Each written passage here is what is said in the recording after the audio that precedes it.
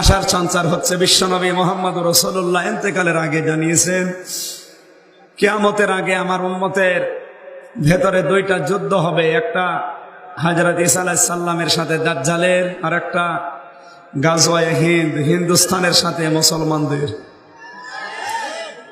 হযরতে আবু হুরায়রা সামনে বসা ছিলেন।